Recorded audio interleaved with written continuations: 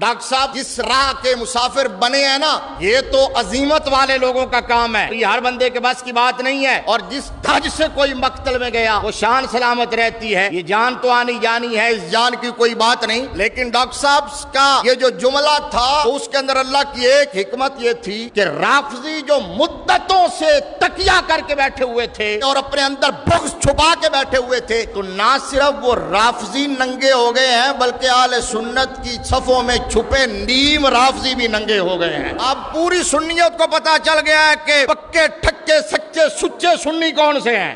اور اس وقت جن لوگوں کو بڑے ہونے کے ناطے بڑوں والا کردار ادا کرنا چاہیے تھا، ان میں سے کچھ کو تو ڈاکٹر صاحب سے ذاتی تحفظات تھے اور کچھ مصلحت کا شکار ہو گئے، اور کچھ بڑے جو تھے وہ خود بچوں والی حرکتیں کر رہے ہیں۔ ان کی حرکتوں سے علماء بھی بدنام ہو رہے ہیں، دین بدنام ہو رہا ہے، اسلام بدنام ہو رہا ہے، ہمارا ڈپارٹمنٹ بدنام ہو رہا ہے۔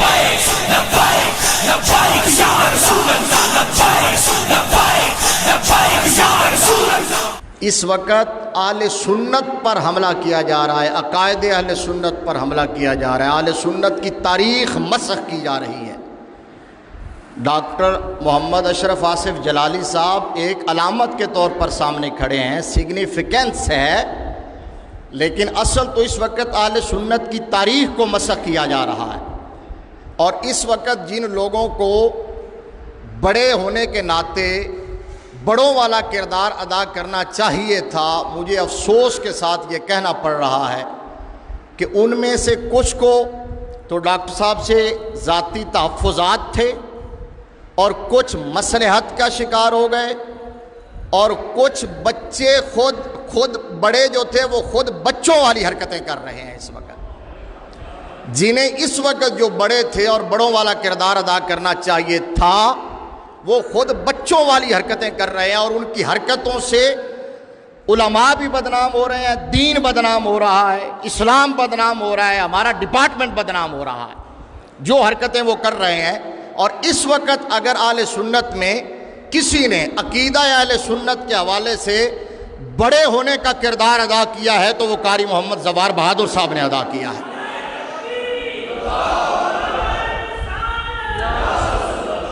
اور یہ یاد رہے، اور جس طرح قاری صاحب آپ کو پتہ ہے نا کہ ابھی شاید وہ ہمارے قاری فرمان جلالی صاحب پتہ نہیں کس طرف اشارہ کر رہے تھے، لیکن بہرحال ہمارا موقف تو اعتدال کے ساتھ ہمیشہ شروع سے ہے، اور کھل کر جب میدان میں ہم آئے ہیں اور قاری صاحب قبلہ کے ساتھ اور میاں صاحبان جو ہمارے سر کے تاج ہیں اور بہت بڑے خانوادے کے عظیم چشم و چراغ ہیں اور اپنے عظیم آباء و اجداد کی وراثت کے امین ہیں، ان کے ساتھ بھی میرا مسلسل اس پر پچھلے عرصے سے رابطہ رہتا ہے، تو قاری صاحب قبلہ نے جو اس وقت سٹینڈ لیا اور جس جرأت کے ساتھ اہل سنت کا مقدمہ لڑا ہے، آپ یوں سمجھ لیں کہ اس وقت اہل سنت و جماعت کے بڑے اگر ہیں تو قاری زوار بہادر صاحب ہیں۔ جو خاموش ہیں وہ نہیں۔ اب لوگ سمجھ بیٹھے تھے کہ شاید یہ بہت ہی کوئی یتیم قسم کے لوگ ہیں، ان کو کوئی بولنے والا نہیں ہے، کوئی پوچھنے والا نہیں ہے۔ میں بات یہ عرض کرنا چاہ رہا تھا کہ ہم کھل کے میدان میں اس وقت آئے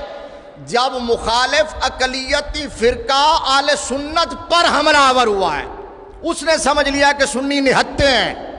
اس نے سمجھ لیا کہ سنی بھیڑ بکریاں ہیں، اس فرقے نے سمجھ لیا تھا کہ سنیوں کے اندر کوئی پاور اور طاقت نہیں ہے، سنی اپنا دفاع نہیں کر سکتے، وہ ہمارے اداروں تک کے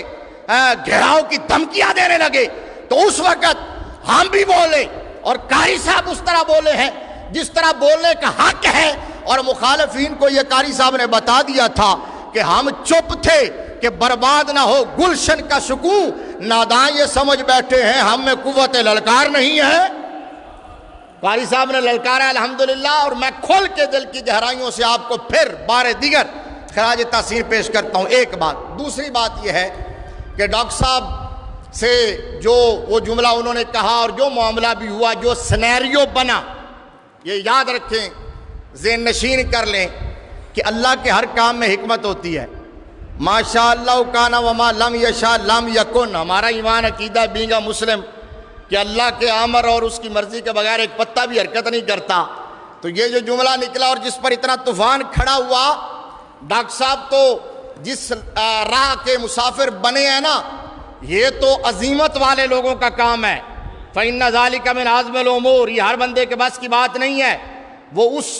صف میں کھڑے ہوئے ہیں جس صف میں امام احمد بن حنبل تھے، جو اس لائن پہ چلے ہیں، اور جس دھج سے کوئی مقتل میں گیا وہ شان سلامت رہتی ہے۔ یہ جان تو آنی جانی ہے، اس جان کی کوئی بات نہیں، لیکن ڈاکٹر صاحب کا یہ جو جملہ تھا اور یہ جو ایشو کریٹ ہوا اور سینیریو بنا، تو اس کے اندر اللہ کی ایک حکمت یہ تھی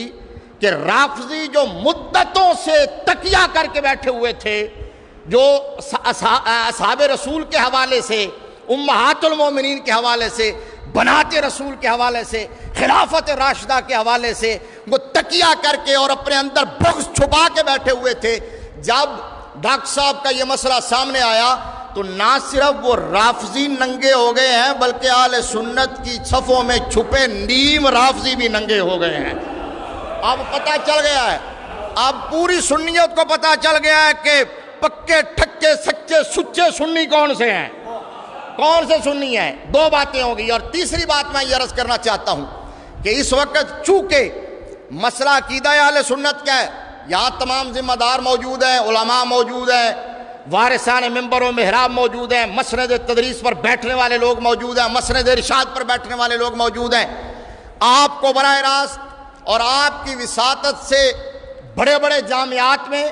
اور بڑی بڑی گدیوں پر وہ لوگ جو اس وقت متمکن ہیں انہیں مخاطب کر کے عرض کرنا چاہتا ہوں کہ خدا کے لیے مصلحت کا لبادہ اتارو